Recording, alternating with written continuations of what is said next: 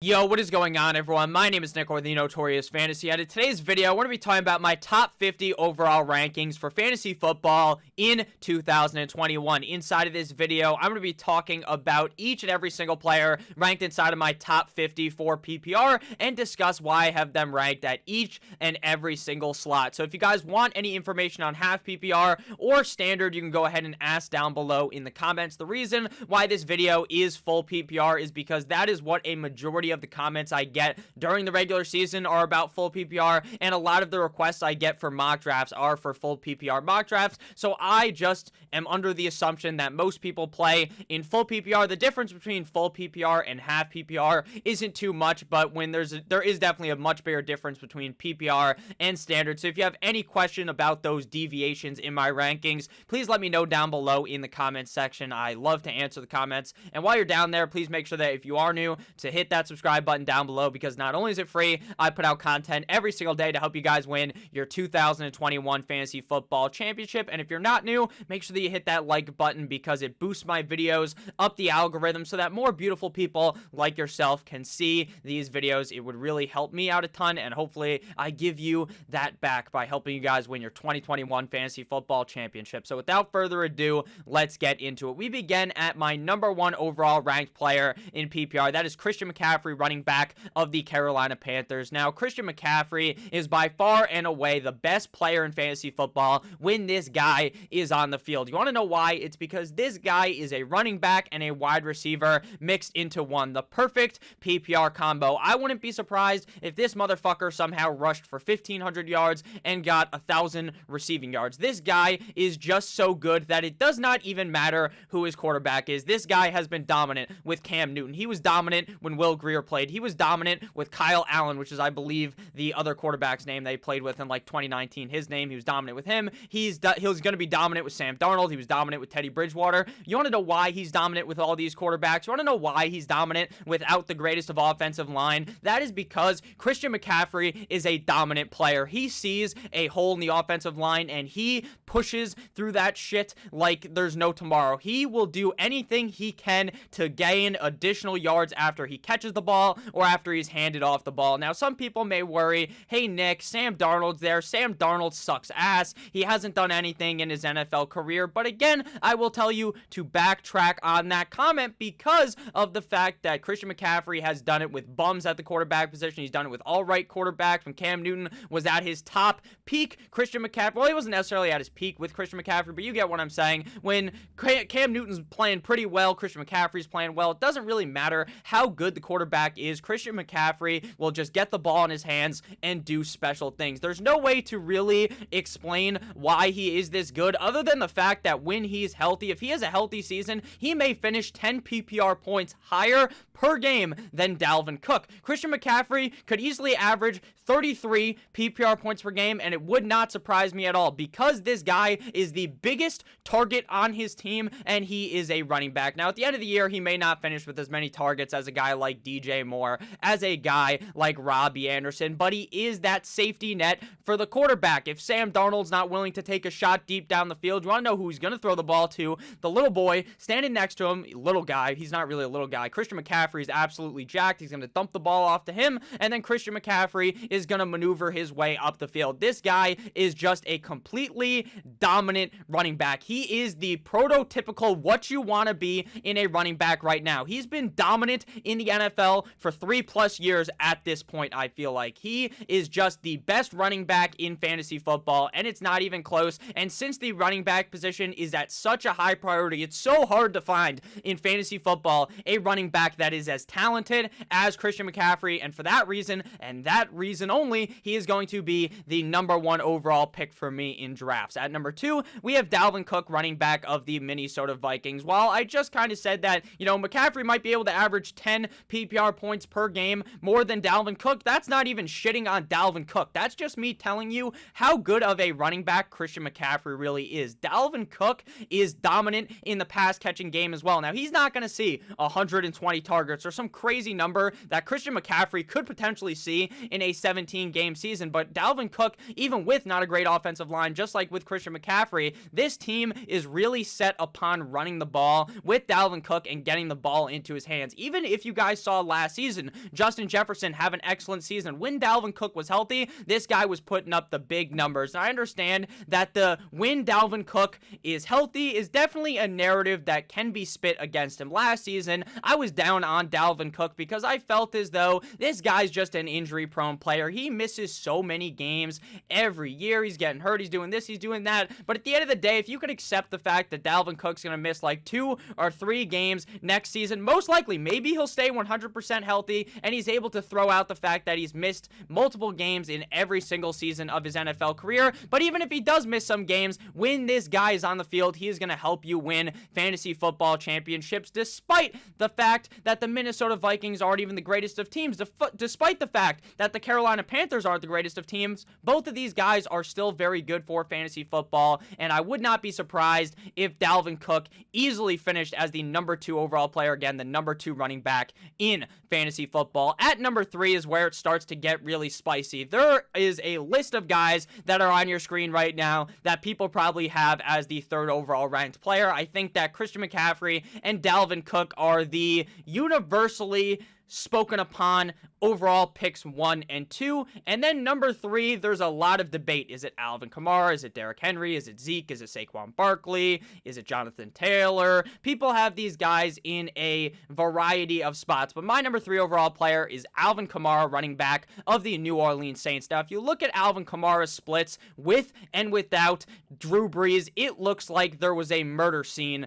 on his numbers, because with Taysom Hill under center, Alvin Kamara was completely cut out of any opportunity to be getting the ball. Taysom Hill, instead of dumping the ball off to Alvin Kamara or handing the ball to him, he'd rather do it himself. He is that Swiss Army knife of a quarterback that plays quarterback, tight end, he plays wide receiver, he plays fucking special teams. I'm sure he could kick a field goal if he wanted, but now it is not going to be Taysom Hill. So I don't want you to look at those numbers. I touched upon them in a video a couple of days ago, but I don't want to even bring them up again, because Jameis Winston is going to be the quarterback of the New Orleans Saints. Whether you believe Jameis Winston is a good quarterback or not, it does not really matter, because if Jameis Winston is the quarterback, which he should be, that is the best case scenario for Alvin Kamara. If Taysom Hill is under center, I'm taking Alvin Kamara at like pick 12. I am so nervous about Alvin Kamara if that is the case, because of how big of a disparity there was in points per game with Drew Brees versus without, and that was seen in every single format, PPR, half PPR, and standard. He just was not getting as much volume, but I believe with Jameis Winston, Alvin Kamara will be getting a whole ton of volume. Alvin Kamara is the 2nd best wide receiver on this New Orleans Saints roster, and he is a running back. In order to stop Alvin Kamara, you have to put a legitimate cornerback on Alvin Kamara. You try to put a linebacker on Alvin Kamara, and he will make that guy look silly. Alvin Kamara is one of the only running backs in fantasy football that can rival Christian McCaffrey for that target ability, the fact that he can get so many targets. That's going to push him up even further and have him at a more likely shot, in my opinion, than a guy like maybe Saquon Barkley or Derrick Henry. Maybe not Saquon Barkley, right? Because Saquon Barkley can catch a bunch of passes as well. But Alvin Kamara really rivals Christian McCaffrey's pass catching skills. And I think for that reason alone, in a PPR format, you have to shoot Alvin Kamara up high in the rankings. Alvin Kamara doesn't get it done in fantasy football by rushing the ball. Sure, he's going to get a bunch of rushing yards at the end of the season, and you're going to be happy with his rushing numbers, but the reason why you're so excited you get bricked up to draft Alvin Kamara is because of the fact that this guy is so talented at catching the football. So he's my number 3 overall running back. Again, like I said, and my number 3 overall player, there's going to be a lot of discrepancy with people's rankings. Some people will have Alvin Kamara as low as like running back 7, overall pick 8 maybe, and I have him as high as running back number 3. I really believe in this New Orleans Saints team without Drew Brees. As long as Taysom Hill is not under center, Alvin Kamara is going to feast it up like Ezekiel Elliott on Thanksgiving dinner. At number 4, we have the ACL tear man, Saquon Barkley, running back of the New York Football Giants. Now, last year, before Saquon Barkley tore his ACL, things were looking down tremendous for Saquon Barkley. The offensive line was just getting ripped open. The offensive line could not block me. If I lined up there, I would do some type of Russian move like Khalil Mack and fucking slap Saquon Barkley in the ass in the backfield. Would I actually be able to do that? No, because any of those offensive linemen would hold me there, lift me up, and throw me across the field. But the point is that the offensive line did not look very good, but But, we're gonna, backtrack on that statement a little bit because Saquon Barkley has never had a great offensive line, and Saquon Barkley has still been able to be one of the best running backs in fantasy football. There's a reason why some people last season took Saquon Barkley at the number 1 overall pick because of the amount of talent that this guy possesses in his whole body and especially in his quadriceps. Saquon Barkley is, again, one of those top-tier NFL running backs, one of those guys that can individually put the team on his back. Darren Sharper, hold my dick. Now, one of the downsides of Saquon Barkley, why I have him behind Alvin Kamara, is because I am very worried about the quarterback. I'm not worried about Jameis Winston at all, but you want to know who I am worried about? Danny fumbles, Danny stumbles, Danny interceptions, Danny turnovers. That's what they should call him, because this guy loves turning the ball over. He loves throwing his balls right at the other team. It is absolutely crazy how bad this guy is at turning the ball over. But Nick, Jameis Winston does the same thing, but Jameis got that LASIK eye surgery. Daniel Jones has shown no improvement. He literally looked better in his rookie season than he looked last season. But they added in some weapons for this team. They brought in Kenny Golladay. Their wide receiver core is pretty solid. The offensive line is, it's all right. But Saquon Barkley is still just one of those upper echelon NFL players. One of those guys that can beat down a defense regardless of what's happening. I have him ranked at 4 because I'm a little bit worried about Daniel Jones, but at the end of the day, I'm still very confident in Saquon Barkley. I am going to be talking about to a real life doctor in a couple of weeks about Saquon Barkley, but I've already read what he said, and he is very confident that Saquon Barkley should be fine. Everyone's confident that Saquon should be fine. He's probably not going to have one of those Adrian Peterson seasons, right, where you tear your ACL, you come back, and you're the best running back in the NFL, but he still should be a very solid fantasy football running back, so I'm very confident taking him at number 4. At number 5, we have the definition of safety for fantasy football at the running back position for the last couple of years. That is running back Derrick Henry of the Les Titans. The reason why I say Derrick Henry is so safe is because this guy is just going to get a million touches every single game. And now they added Julio Jones into this offense. This offense is going to be able to move the ball maniacally up and down the... No, I guess not down the field, right? You don't want to go backwards. But up the field, they're going to be walking up there very easily with Julio Jones, A.J. Brown, as well as with Derrick Henry. And if they're able to move the ball so effectively and they get in the red zone, you want to know who you don't give the ball to? Julio Jones. That dude is allergic to scoring touchdowns. So Derrick Henry is just going to be walking into the end zone. He is going to be pounding that end zone like it is his bitch. Derrick Henry is going to have yet another amazing season. Derrick Henry has no idea how to catch a fucking football, and this guy is still going to be able to carry your fantasy team week in and week out due to how much the Tennessee Titans love to pound the rock. Derrick Henry is an old school running back. There's not many running backs in the NFL that can do what Derrick Henry can do. This guy is an absolute brick shithouse. The dude is huge. I saw him play in real life. I've never seen a man that scared me more than Derrick Henry. If I tried to tackle Derrick Henry, he would stiff arm me into 2072. I probably wouldn't even wake up. I'd probably pass away. But the guy is just so big, and he is going to be able to just pound down these defenses. I love Derrick Henry a lot this season. There's really no pass catching upside to Derrick Henry, but they just run the ball so much. He could easily run for 2,000 plus yards again in 2021, especially with how good this offense should be. Maybe they'll be leading in more games going into later in the game, even without that.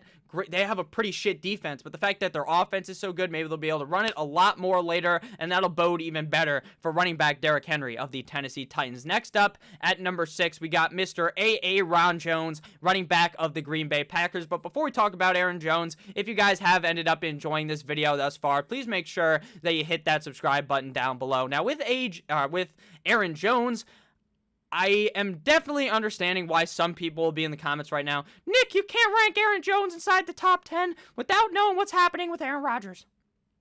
I understand that. If Aaron Rodgers does not play for the Packers, then you take Aaron Jones, we're talking about Devontae Adams, who's number 9, you take both of them, and you throw them back in the rankings.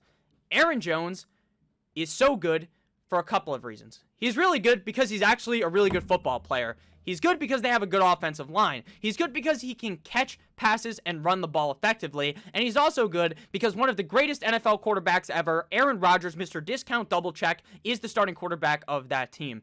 If Aaron Rodgers is not there, then I'm scared of drafting Aaron Jones this high. He's not going to be this high in the rankings because they're not going to be able to move the ball as effectively, and there is definitely big worries about what Jordan Love is going to look like. According to a lot of reports, Jordan Love was struggling in practice, then the next day, the guy's tearing it up, so I don't know what to think about Jordan Love until we see him play in some preseason football. Last year, there was no preseason.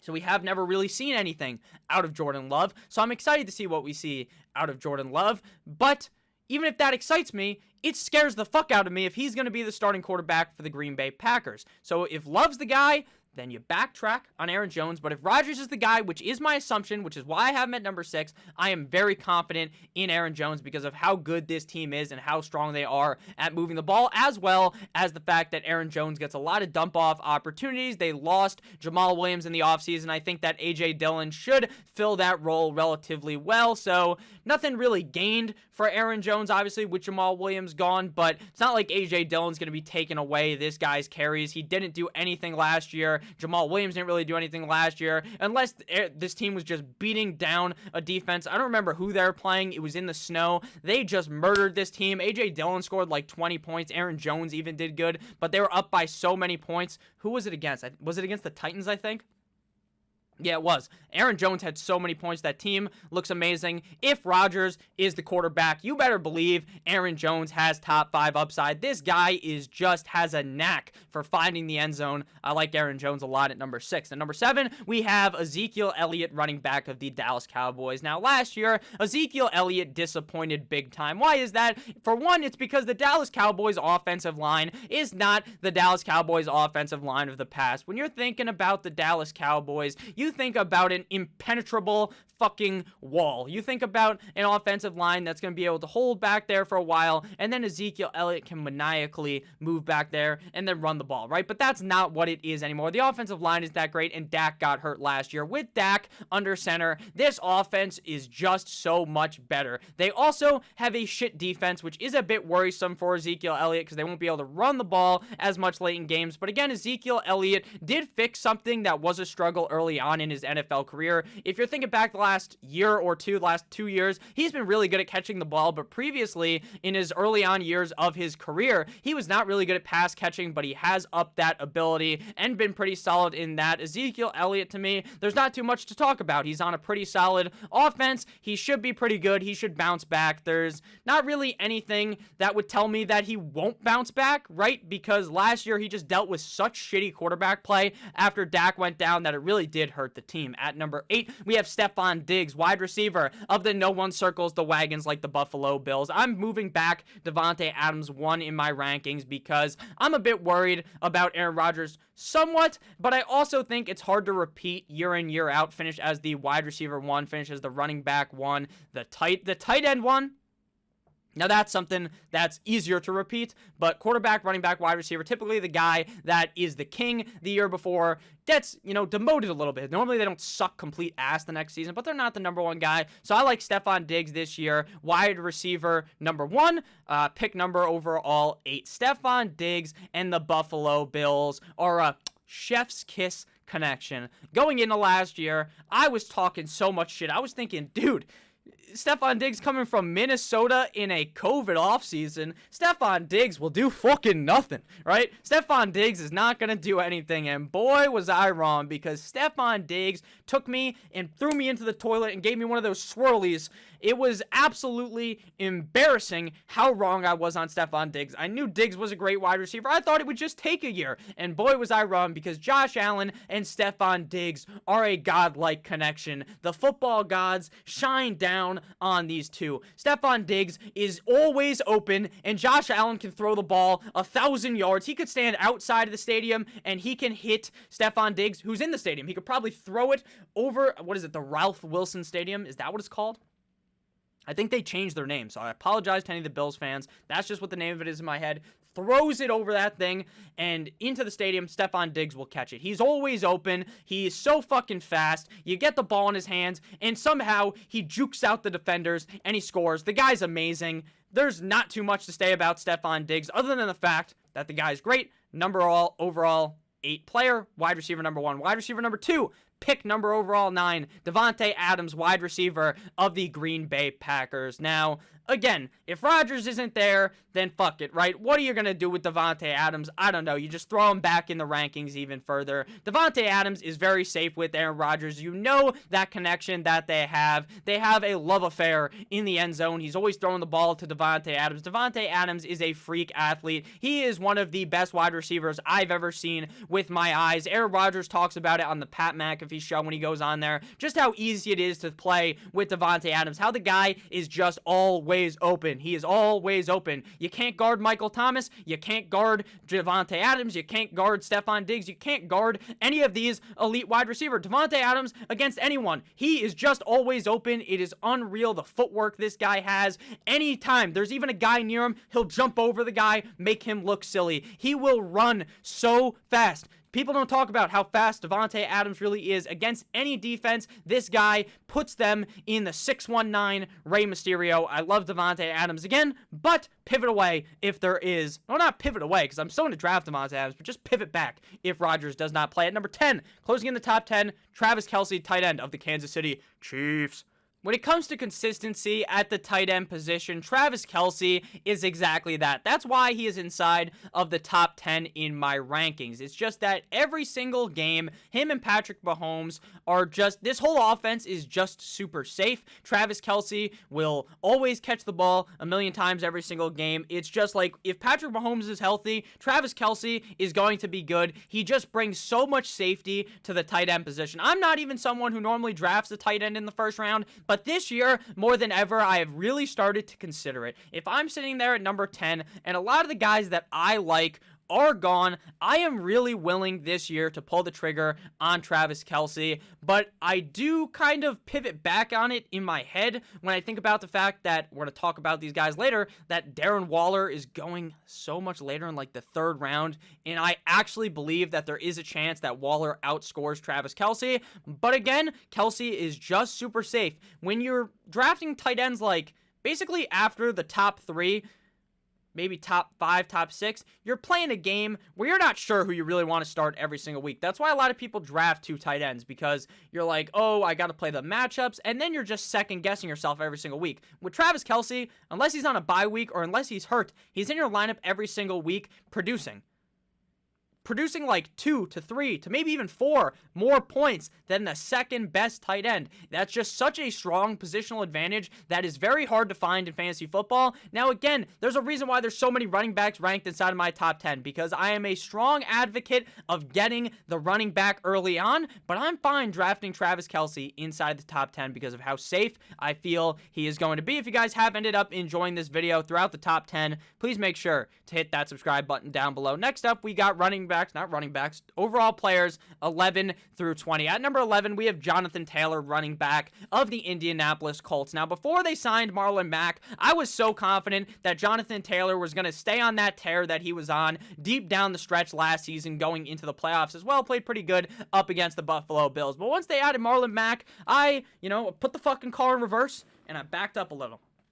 Now, I didn't back up into the wall. I just backed up a little bit. I'm a little bit more nervous than I was before they signed Marlon Mack, because they are going to still involve Nyheim Hines. They're going to involve Marlon Mack, and Carson Wentz is the quarterback. Now, I don't think Carson Wentz is a downgrade from Phillip Rivers, but I'm not sure if Carson Wentz has the confidence to be the Carson Wentz we have seen in prior years. So for all those reasons, Jonathan Taylor's at number 11. The guy's an amazing running back. If you watched his college highlight tape at Wisconsin, this guy will make your eyes ejaculate. He is that good. But I just pivot back a little bit because of Marlon Mack. Still think he could have a great year. Still think he could be a top 5 running back. But I'm pivoting back a little bit. At number 12, we have 9-inch Nicholas Chubb, running back of the Cleveland Browns.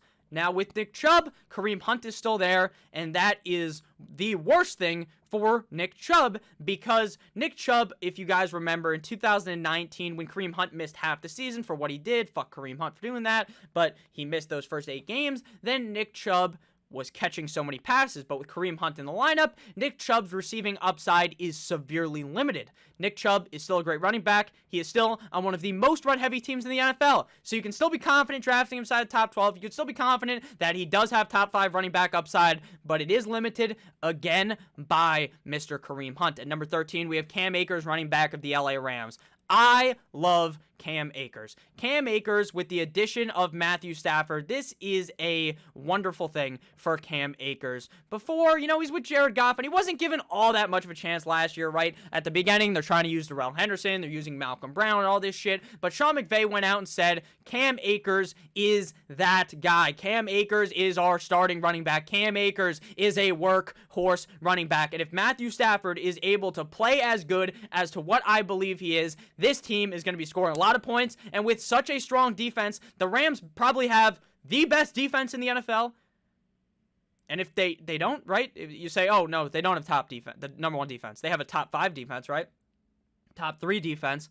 If their defense is locking the other offense down, they're going to be able to run the ball late in the games with Cam Akers. Cam Akers also a pretty solid receiving running back, and if the LA Rams are scoring as many points as I predict, if they're as good of a team as I predict that the LA Rams might win the fucking Super Bowl this year, then Cam Akers should be really, really good. At number 14, we have Austin Eckler, running back of the LA Chargers. Now, when I think about it, I think that Austin Eckler has immense upside because he is just like Kamara, just like with McCaffrey, how he is a target hog in the offense. With Tyrod Taylor under center, Austin Eckler was fucking terrible. In that first game, it seemed like I was the biggest idiot maybe ever for proclaiming that Austin Eckler could be a top 5 running back, because for some reason, Tyrod Taylor doesn't know how to dump the football off. He doesn't know that, hey, let me throw it to the second best receiver on the team named Austin Eckler.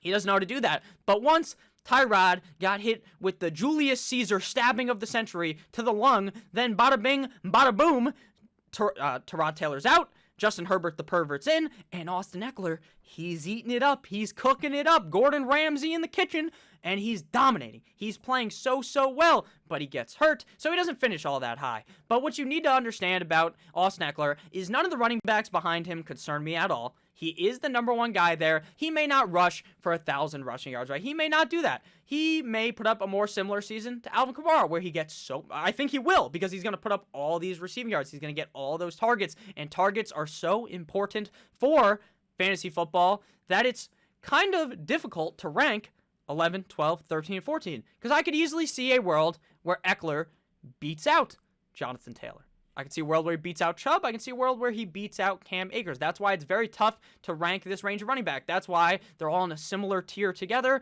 with each other. I like Austin Eckler a lot, and I will be drafting him very heavily inside of the second round, where he is going right now. At number 15, we have another running back that I'm very high on. I'm higher than Snoop Dogg on this guy, Antonio Gibson, running back of the Washington football team. Going into the NFL draft in 2020, Antonio Gibson was looked up as a running back, wide receiver, like combo, like a Taysom Hill type of Swiss Army knife. He's going into the offseason, he's in the running back room, he's in the wide receiver room, and it looks like Antonio Gibson is so far away from starting time that I'm like, draft Antonio Gibson in like the 11th round.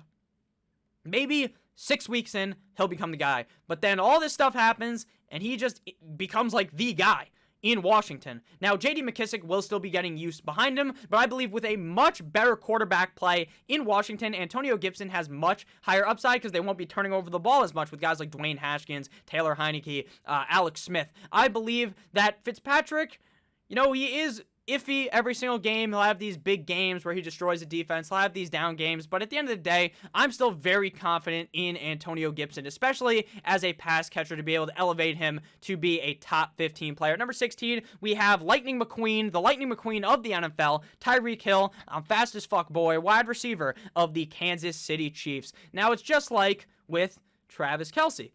Patrick Mahomes is his quarterback. Andy Reid's the head coach. You close your eyes. You draft those two in the top 2 rounds of fantasy football. Some people have Tyreek Hill above Adams, above Diggs. They have him as their number 1 overall wide receiver, and I understand it. The guy is on a potent offense that likes to throw the ball deep down the field, that has a quarterback that can throw the ball deep down the field, so they like Tyreek Hill more than those guys. I don't, but that doesn't mean that I don't like Tyreek Hill. I think he's a very safe pick. I mean, there's not too much to say about him. He's in one of the best offenses in the NFL. He's the best wide receiver on the team. He's always open. You throw the ball to him, he scores points. It's simple. At number 17, we have another change kind of where I really moved a guy up in my rankings. That's wide receiver Calvin Ridley of the Atlanta Falcons. After the Julio Jones trade, I started thinking and realizing that I need to move Calvin Ridley up because now he is the undisputed wide receiver 1 in this offense. They're going to throw the ball to Kyle Pitts, sure. Throw the ball to Russell Gage. They're going to throw the ball to all the other guys on this team.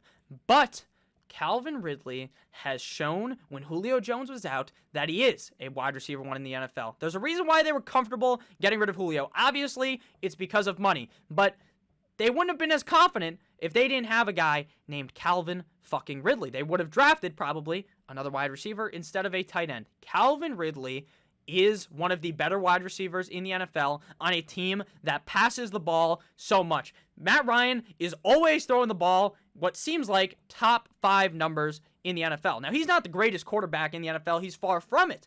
But when you have such passing volume, it bodes very well for fantasy football. If Calvin Ridley is in an offense that's high octane, passing the ball repeatedly, then he will be good, and that's exactly the situation that he's in. So wide receiver, or overall pick 17 for Mr. Calvin Ridley, wide receiver of the Atlanta Falcons. At number 18, we have Najib Harris, running back of the Pittsburgh Steelers. Now, I am very worried, very worried about this offensive line. I'm very worried about the amount of hype that Najee Harris is going to get by the time we get to August, because of what happened with Clyde Edwards-Helaire. But Najee Harris, to me, he's better than Clyde Edwards-Helaire. He's even ranked higher than Clyde Edwards-Helaire in my rankings, but their offensive line is terrible. The Steelers' offensive line sucks ass. It is so bad. So why did they draft a running back?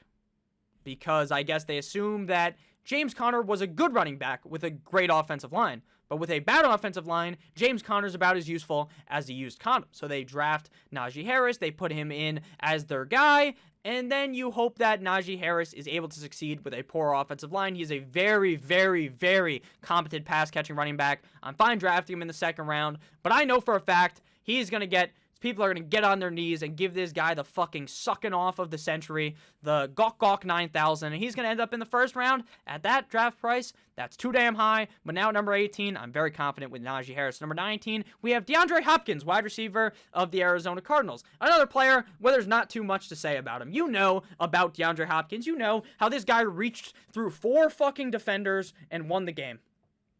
You know about that. You know that DeAndre Hopkins got traded for a fucking half-eaten bag of chips. Or for the air in the bag of chips. That's what he got traded for from the Texans to the Arizona Cardinals. You know how good Kyler Murray is. You know how good of a head coach. Or, people really don't. It seems like a lot of Cardinals fans hate Cliff Kingsbury. I think he's a pretty good coach. So I think this offense should be able to work quite well. DeAndre Hopkins, the clear wide receiver 1 on that team. He's just a super safe pick. He may not finish as the number 1 overall wide receiver, but if you want safety at the wide receiver position, you're looking at guys like DeAndre Hopkins. At number 20, we have A.J. Brown, wide receiver of the Tennessee Titans. Now, I know some people may backtrack on A.J. Brown and be a little bit scared because of the fact that Julio Jones is there, that Julio Jones is going to take away all of these targets, but I'm not worried at all about A.J. Brown. I am going to continue to take my flag and fucking put it right into the ground on the middle of center field like I'm Baker Mayfield type of deal here. I am very confident in A.J. Brown with Julio Jones. I'm confident in this whole offense being able to move the ball so effectively, being able to now, A.J. Brown's not going to get double covered. You can't double him, can't double Julio. It's like Calvin Ridley and Julio Jones on the same team. So, yeah, A.J. Brown's going to be good. He should be pretty safe. That's how I feel about him. At 21, we have J.K. Dobbins, running back of the Baltimore Ravens. Now, this pick is a little bit spicy. A lot of people are not as in on J.K. Dobbins as myself. I apologize for not fixing the graphic, but there it is there, J.K. Dobbins. So, with Dobbins, a lot of people are worried because Lamar Jackson's going to vulture him. He will. He will. Just like Josh Allen is going to steal touchdowns from their running backs. Just like Kyler Murray is going to steal touchdowns from their running backs. Just like Tom Brady is going to steal touchdowns from Ronald Jones and Leonard Fournette. So, like, that narrative to me is pretty stupid. J.K. Dobbins is a very good pass catcher. Yesterday it came out that the beat reporters were talking about how good of a pass-catching running back that he is. And I have been saying that for months. For a year. Going into last season, Mark Ingram basically had a fucking strength. He was basically like, you know when the doctor checks you for like a hernia or whatever, when they grab your nuts? That's what basically Mark Ingram did to J.K. Dobbins. He had him right by the balls. And then Mark Ingram gets sent to Houston. He gets cut, I believe. Or not cut. Maybe it was just the end of his contract. Who gives a fuck, right? He's gone. It's J.K. Dobbins. It's Gus Edwards. They signed Gus Edwards to a 2-year contract. Why? Because Gus Edwards is pretty fucking good, and he's a fine running back, too, on the team. But J.K. Dobbins is that guy on one of the most, if not the most, run-heavy team in the NFL. So why not take a late second-round pick on him, or an early third-round pick on a guy on such a run-heavy team that is as good as J.K. Dobbins? I don't really understand the negativity, the not belief in J.K. Dobbins that a lot of people have. I don't understand it, so J.K. Dobbins, top 21 player. Number 22, we have Justin Jefferson, wide receiver of the Minnesota Vikings. Now, with Justin Jefferson, I don't know what it is about him. Like, I don't think he's bad or anything, but I don't really necessarily see him finishing in the top 5. I don't know why. He's really good. He showed off everything in Minnesota last year, but something just tells me that he's going to backtrack a little bit. And there's no logistical reason behind this. I can't bring up any numbers, can't tell you any statistics, anything that will have any reasoning towards this. But I'm just worried about him for some reason. His quarterback isn't that great in Kirk Cousins. You like that. Adam Thielen is still there. I think Adam Thielen may look a little bit better this year. So, I don't know why. I'm not really even scared to draft Justin Jefferson. He's still a top 2-round pick.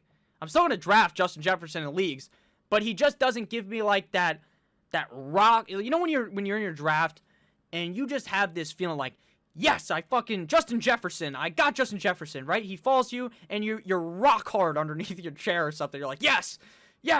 But I just don't feel that way about Justin Jefferson. For some reason, I just don't. I'm going to draft him.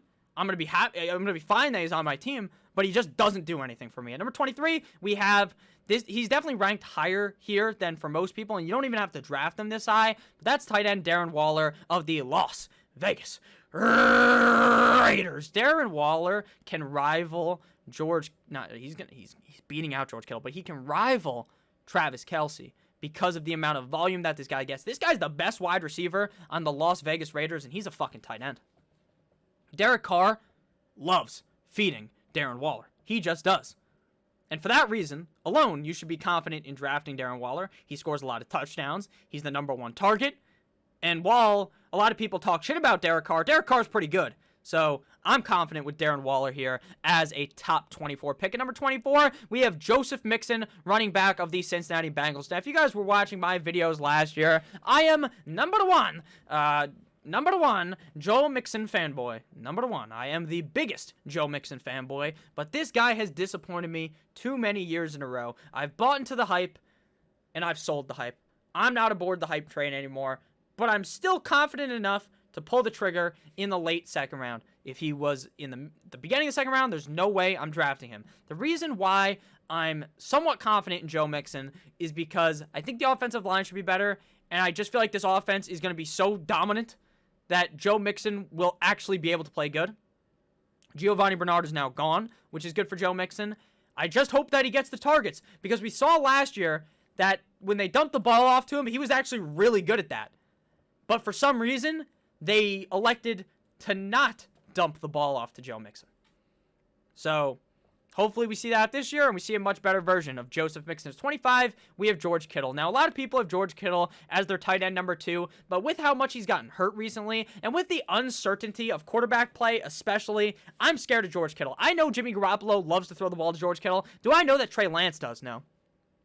How many games? Let me know down below in the comments. How do you guys I mean, we're 40 minutes in the video, so I doubt anyone will even be watching this far, but how many of you guys think that Trey Lance will start half the games? Do you think it'll be like less than half? Like, how many games do you think Lance is going to play? Because I'm sure George Kittle, if he's healthy, will be great with Garoppolo. He should be good with Lance too. But for some reason, I'm a little bit cautious on Kittle this season. At number 26, we have Michael Thomas, wide receiver of the New Orleans Saints. This guy is the biggest steal of the third round in drafts. Michael Thomas last year sucked ass. He got hurt. He's fighting with his teammates, all this stuff. But now it's all, brushed under the rug. It's all good. Michael Thomas is a target fiend. He is going to be targeted so heavily this season. Jameis Winston is still good. I don't know why anyone's even worried about Michael Thomas. You guys remember what he did in 2019, right? He took the league by storm. He is a target monster. You know what you like in PPR? Guys who get a lot of targets. Michael Thomas could finish as the wide receiver 1, and I would not be surprised. At number 27, we have Keenan Allen, wide receiver of the Los Angeles Chargers. Keenan Allen, the silkiest route runner in the NFL. That's what everyone says about him. Justin Herbert, the pervert, coming back off of the Offensive Rookie of the Year. The guy proved me wrong completely. He's a great quarterback. Keenan Allen, a great wide receiver. When you have a great quarterback, you have a great wide receiver, and you get rid of that stooge in Anthony Lynn as your head coach, you've got the recipe for great success. Wow. Keenan Allen is going to be good yet again. Very confident in drafting him inside of the third round of my drafts. I like him a lot more than DK Metcalf. At number 28, we have Chris Carson, running back of the Seattle Seahawks. With Chris Carson, people get nervous because, he misses some games. To me, I think that the Seattle Seahawks are going to be electing to try to run the ball way more in 2021. It seemed like Pete Carroll at the end of the season was really he was talking about after the season that they need to run the ball more, which I don't understand. I don't understand why Pete Carroll, he's obsessed with two things. It's chewing gum aggressively on the sideline, and it's running the goddamn football. He has a generational quarterback in Russell Wilson, and he still runs the ball like his quarterback has no idea how to throw the ball.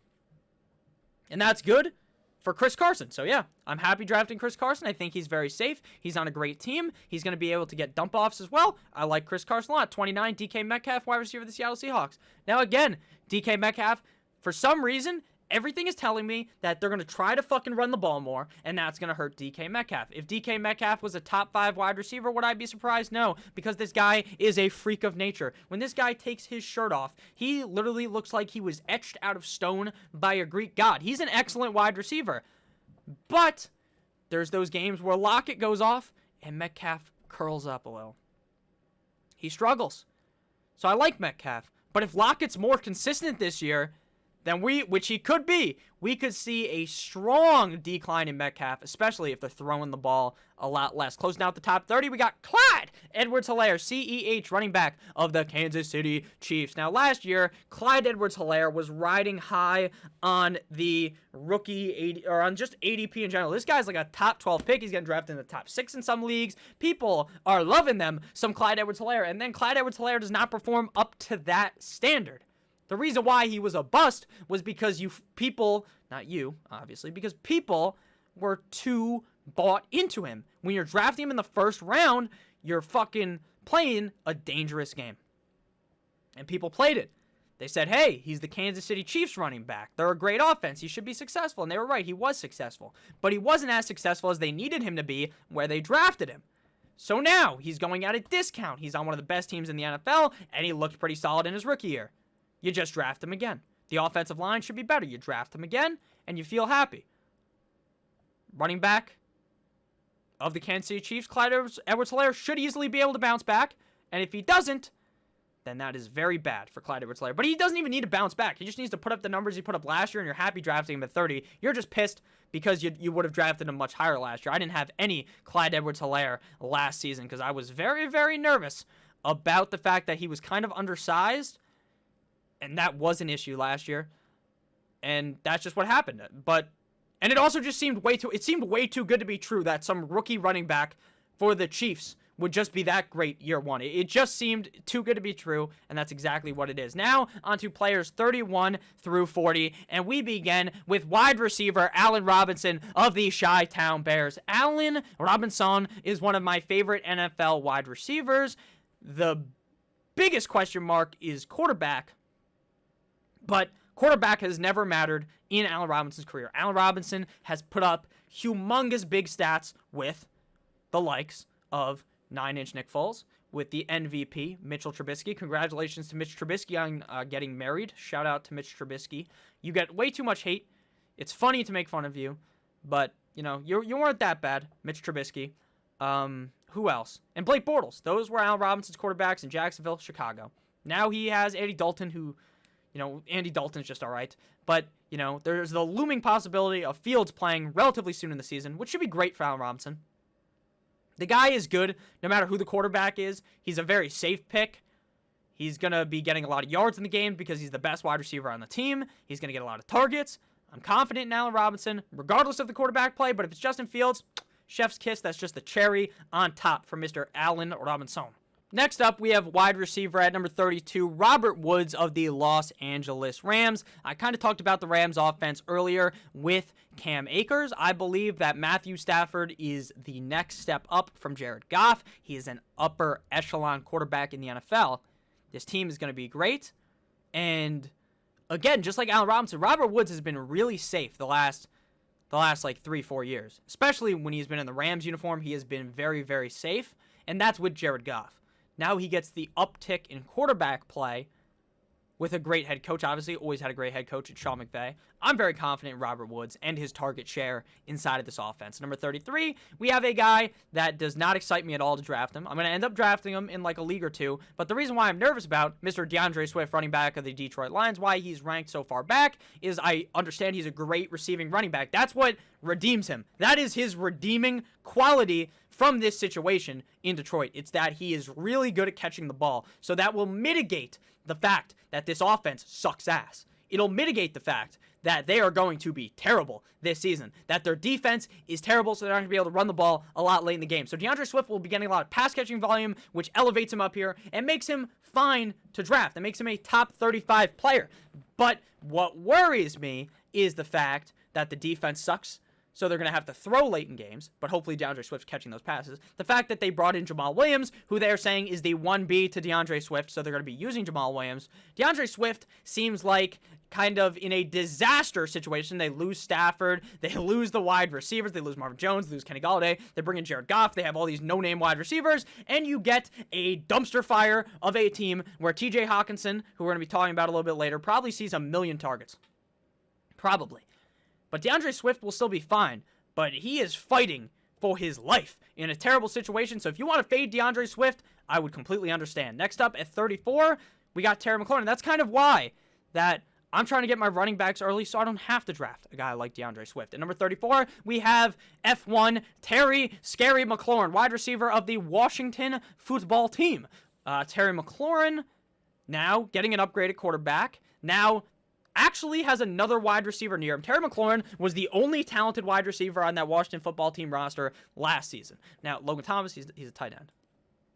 So, and obviously Antonio Gibson, pretty good pass catcher, running back. So, he was the best wide receiver by far. They bring in Curtis Samuel. Now, Curtis Samuel is not, you know, he's not like Julio Jones or something, but he's still pretty solid. And that'll draw away some attention from Terry McLaurin. And Terry McLaurin now has much better quarterback play. Now, it's not going to be as consistent with Fitzpatrick, right? He's not a consistent quarterback. This guy, he has his ups. He has his downs. He's in. He's out. He's up and he's down. He's all that. But he's still good and much better than Dwayne Haskins and all these other guys. So, pretty confident in McLaurin. Really good player. Really good receiver, even with bad quarterback play. So, he should be even better with a better quarterback. At number 35, we have wide receiver of the Atlanta Falcons, who I'm starting to maybe I like him a little more than Terry McLaurin. Maybe. I almost do. Still drafting McLaurin ahead of him because McLaurin's the clear wide receiver 1, but Julio Jones, wide receiver. I wrote Atlanta on the screen, didn't I? I did. He plays for the Titans, just so you know. I genuinely apologize for that. People are going to comment about that. He plays for the Titans. I know. I'm not fucking going back and editing this. It doesn't really matter that much, but because I don't know how I would edit this. This is all on OBS. This is not on, like, Vegas. This isn't edited in. I, like, already put it in OBS. It took me, like, 20 minutes to do this, so hopefully you guys enjoy Nicky graphics over here. So, sorry about that. That will be fixed in the future. That will never happen again. I'm pretty embarrassed about it. But Julio Jones, wide receiver of the Tennessee Titans, is the wide receiver 2, I think, of the team. I think he's going to be good. I think he's safe. I think he's always been, like, a top 10 wide receiver for fantasy football. Always been near the top 5. So why wouldn't he be able to succeed in Tennessee? To me, it's just like a no-brainer to draft Julio Jones inside the 3rd or the 4th round. Just seems really stupid that he even falls this far. So I'm happy at 35 with Julio Jones, who is not a shell of himself, and he's not injury-prone either. He got hurt last year. He barely ever misses games in his NFL career. Number 36, we have a guy that I have done a complete fucking 180, 360 type of deal here on. I apologize if I backed up too much. You couldn't really hear me that well. But I've done a full 180 on David Montgomery. So nervous a couple of weeks ago. So nervous. My knees were weak. My arms were heavy. Mom's spaghetti was ready like I'm Eminem here, okay? I was nervous. But then I realized that David Montgomery, if anyone saw that video, look it up. David Montgomery is talking to Matt Nagy. I hate Matt Nagy. All the players seem to like him. Matt Nagy seems like he's actually a really nice guy, but he's not a great head coach. But he's talking to Matt Nagy, and he's telling Matt Nagy that all these fantasy analysts have him as like running back 20, 23, 24. And he's talking about how you need to give me the ball because I'm better than that. Because I am not running back 24. I am one of the best fucking running backs in the NFL is basically what he told Matt Nagy. And at that moment, I realized I had an epiphany. It cost me 50 at Tiffany's. Shout out to Tiffany Stephanie. That's some Drake lyrics right there for you. But I had this epiphany. And I realized that David Montgomery is absolutely that guy. That Tariq Cohen's going to take the receiving volume. Sure. But David Montgomery is not completely cucked because he's still going to get all the rushing volume. And the Bears have a great defense and a good offense. David Montgomery is still going to be great. I don't know why. I don't know what I was thinking. I really worried about the volume in the pass catching game, and it fucking blinded me. Like the lights in that song by The Weeknd. I was blinded. And then I realized that he's still going to be good. I'm all on board on running back David Montgomery, one of my favorite NFL running backs. I don't know why I even thought for some reason that he would be bad. He's going to be great. You heard it here first. At number 37, we have a Marty Cooper, wide receiver of the Dallas Cowboys. I think people are getting a little bit gung-ho. What even is the word for gun? Not gun shy, but they're like gun heavy? I don't even know. Where they're like, pow, they're pulling out their gun in like fucking 2 seconds to shout out to the mountains that CeeDee Lamb is better than Amari Cooper. Wouldn't be surprised if he's actually better, like a better wide receiver, right? That argument is not even a bad one to make, right? But Amari Cooper is starting to be getting more targets in this offense, I think. And with Dak healthy, Amari Cooper, the reason why I was fading him last season was because of his inconsistency. This guy was as inconsistent as it gets. He has these big games. He literally he plays against like this amazing defense, and he just butt fucks them without the use of lube. He doesn't even have the courtesy to spit on it before he goes in there and raw dogs them, right? Then the next game, against this terrible defense, he plays like shit. And then he plays bad again, and then he's amazing, bad. And it's so hard to have that kind of player on your roster. Now, it's great because it gives you a lot of upside every single week, but you're disappointed a lot of the time. Okay? But last year, he figured it out, and he figured it out without Dak. He was being very consistent with, like, Gucci Danucci as the starting quarterback. So I'm pretty confident in Amari Cooper this year. He is dealing with an injury, but the reports are that maybe if he's not good by day one of camp, he's cutting it close, he'll be good for training camp, so not really worried at all about Amari Cooper's injury. At number 38, we have TJ Hockenson of the Detroit Lions tight end. I love Hockenson this year. So confident because of the fact that they don't have any wide receivers that I love, and that TJ Hawkinson's the best wide receiver on this team, and he's the tight end. The volume is what wins you fantasy football leagues. Volume is king. TJ Hawkinson is going to get a lot of that volume. Wouldn't surprise me if he beats out George Kittle. Would not surprise me at all. I love TJ Hawkinson. He's a really good tight end in a bad situation, right, to win like the Super Bowl, but in a very good situation for fantasy football. At number 39, we have Chris Godwin, wide receiver of the Tampa Bay Buccaneers. Now, I am probably one of the more anti-Bucks, not anti-Bucks, right? I think the Bucks are a good team. They could make the Super Bowl. They could win the Super Bowl again. That wouldn't surprise me. But I'm anti their wide receivers because if Antonio Brown stays healthy, right, then we are in a tough scene because of how much that Brady throws the ball around. He doesn't just have a guy on the team, right? He doesn't. He throws the ball to whoever's open. Okay? All those guys can get open. So he's going to just spread the ball evenly, just spread it around, there's going to be bad games for Godwin, bad games for Evans, bad game for Antonio Brown. I think that Godwin and Evans have a much better chance to finish way higher than Antonio Brown. That's why Antonio Brown's getting drafted so much later. That's why that Chris Godwin and Mike Evans are inside of my top 45 ranked players. But I am definitely not excited to draft any of them. I'm just not. I am very worried about these receivers. Overall, I'm just a little bit nervous. If one of those guys was to, get hurt or something, then two of them would end up being very good. I'm still fine drafting Chris Godwin, but I'm just a little bit pushed back on him. At number 40, we have Patty Mahomes, quarterback of the Kansas City Chiefs. Now, he's all the way back here because I don't want to draft a quarterback in like the first 2-3 rounds. I just don't. I only feel comfortable once we get into the 4th round to draft a quarterback. I need to get these workhorse running backs. I want to get a receiver that high, maybe a tight end, something like that. I just can't do it. I can't pull the trigger on a quarterback. I feel like I've taken my team's upside and thrown it out the window. I love Patrick Mahomes, the best quarterback in the NFL, in my opinion. Excellent fantasy quarterback. Could throw 50 touchdowns again. Would not be surprised. He's great. But I feel as though you need that great running back. You need that great wide receiver. You need that great, maybe not the great tight end. Because again, I'm still saying I'm more likely to draft a tight end higher now, but I'm still not in 100% of leagues going to do that. But what I'm saying is that I'm a little bit nervous when I draft that quarterback early. I feel like my team is significantly worse when I do that. So I am going to tell you in the 4th round is where I'm fine drafting Patrick Mahomes. Before that, I am not doing it. Now on to overall picks 41 through 50. This has been an absolute movie out here. We've been recording for an hour. The video's not an hour long yet, I don't think. But yeah, I've been recording for an hour. Stuff gets edited out because I have to take a breath to fucking drink water because otherwise, I don't know. I basically don't even have to go to the gym after this video because I just have been talking for so long. I probably burned like a zillion calories. So next up at number 41, we have wide receiver of the Tampa Bay Bucks, Mike Evans. Why do I like Godwin more than Evans? I don't know. It's not that I don't know. It's just that I just feel more safe with Godwin. No real reasoning behind it. But Mike Evans, he's still a great wide receiver. He's going to score a lot of touchdowns. But if the touchdowns go down, then I'm worried about Mike Evans. Again, crowded wide receiver room. With Antonio Brown, there's 3 great wide receivers. They like to run the ball. They like to throw the ball to the tight end. I'm nervous about it.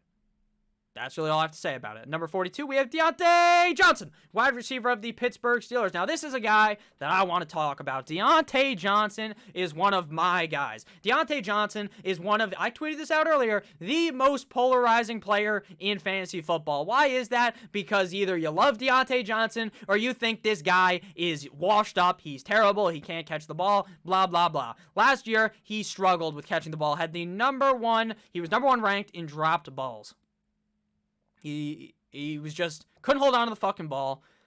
If they paid him to, and they do, they pay you. You're a receiver in the NFL. They pay you to catch the ball, and he can't catch the fucking ball. But he is going to be the guy getting the most targets, in my opinion, by Big Ben. Big Ben has a love affair for Deontay Johnson. Deontay Johnson gets all these targets.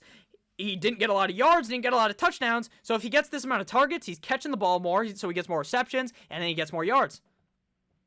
He got benched in games because he couldn't catch the ball, but he's working on it in the offseason. If he can catch the ball, he could be a top 12 wide receiver in fantasy football with how much the Pittsburgh Steelers throw the ball. I love Deontay Johnson. At 43, we got Mark Andrews, tight end of the Baltimore Ravens. Now, I like Hockenson a lot more than Andrews, but I'm still pretty confident in Mark Andrews. After his 2019 season, I was all in on Mark Andrews. If you guys watched my videos back then, like 2 years ago, I was beating the drum. I was screaming, singing the praises, like the gospel of Mark Andrews, and the guy just was amazing. 2020, we have really high expectations. Doesn't play as good, right? He didn't suck, though. Like, he didn't ruin your team if you drafted him, but he wasn't great. That's because the touchdowns went down. The Ravens were looking a little bit... I mean, they weren't bad. They were still a good team, but they weren't looking as good as 2019. But I think we could see a strong bounce back here for Mark Andrews, tight end of the Baltimore Ravens. At 44, we got CeeDee Lamb, wide receiver of the Dallas Cowboys. Now, I kind of talked about how, hey, I don't think he's necessarily going to be beating out Marty Cooper for the number 1 overall in targets. But what I do believe is that CeeDee Lamb's great, and if Dak Prescott's able to stay healthy, CeeDee CeeDee Lamb, who put up numbers with Gucci Danucci, with Andy Dalton, with fucking Gilbert Godfrey playing quarterback, then CeeDee Lamb is going to be good with Dak. Should be really a no-brainer. 45, Colt 45 and 2 zigzags, because baby, that's all we need. Cooper Kupp, wide receiver of the LA Rams. I mean, what is there to really say about Cooper Kupp? He's just a safe wide receiver. He's the slot guy. He's going to get some targets from Matthew Stafford. He's a good receiver. Scores touchdowns. You know, nothing too special about Cooper Kupp, right? Not that there's nothing special about him, right? He's a great receiver, so it's clearly something special about him. But there's nothing like, you know, that jumps off the page, that's jumping off the screen, that tells you, I got to draft Cooper Kupp. Sorry for screaming. But, like, he's still good. So, you know, number 45. 46, Kareem Hunt. Now, Kareem Hunt, we're in the range. Kareem Hunt's basically, if you don't want to take any risk at all. If you have drafted, like, he's your running back too, basically. You draft him. He's on the Browns. He's going to get receptions, going to run the ball a little bit. They like to run the ball a lot, so that's good for Kareem Hunt. He's going to score some points. If Chubb was to go down, then Hunt's amazing. If not, Hunt's just all right. You're not too happy about him, but you're not too sad. He's basically in that range, like, right before things turn into, like, the fucking Titanic crashing into the iceberg. Because right after Kareem Hunt, it starts getting a little worrisome, and then it turns into full-on mayhem, where I'm talking about, I don't really want any of these guys. That's why you're hammering the running backs early, because now you're in, like, a fucking shitstorm at the running back position. That's what Kareem Hunt is. At 47, we have my boy, Josh Allen, quarterback of the Buffalo Bills. As a Dolphins fan, I should hate Josh Allen, but Josh Allen's one of my favorite quarterbacks. This guy has an arm like you read about. His arm is amazing. He's great at running the ball, going to score a lot of rushing touchdowns, which is great for fantasy football. 48, Kyler Murray, same thing. Good arm, not as great as Josh Allen. Great at running the ball, better than Josh Allen. So, you know, it's kind of really a toss-up between them two at quarterback 2 and 3. Mahomes is 1, Allen is 2, Kyler is 3. But if you had a different order, you had Kyler above Allen, I wouldn't be surprised. If you had Lamar Jackson over either of these guys, I wouldn't be surprised either. Those are really the top 4 guys. Top 5 guys. Then there's another quarterback at 5 whose name is just escaping me. Next up, we got Wiki DJ Moore, wide receiver of the Carolina Panthers. Now, there will be people talking about DJ Moore in a negative aspect because of Sam Darnold. But again, Sam Darnold is either a upgrade from Teddy Bridgewater, a slight downgrade, or the exact lateral movement, the exact same. So DJ Moore is the alpha there in Carolina, and he's going to be good again. At number 50, we have Miles Sanders. This is where I am nervous. Like, I don't want to be drafting Miles Sanders. I have him here because maybe he's just better with Jalen Hurts. Maybe this team is a lot better than last season, and Miles Sanders is able to get the opportunity that people have wished he's gotten, or he could have gotten in the past. So that's why he's at 50.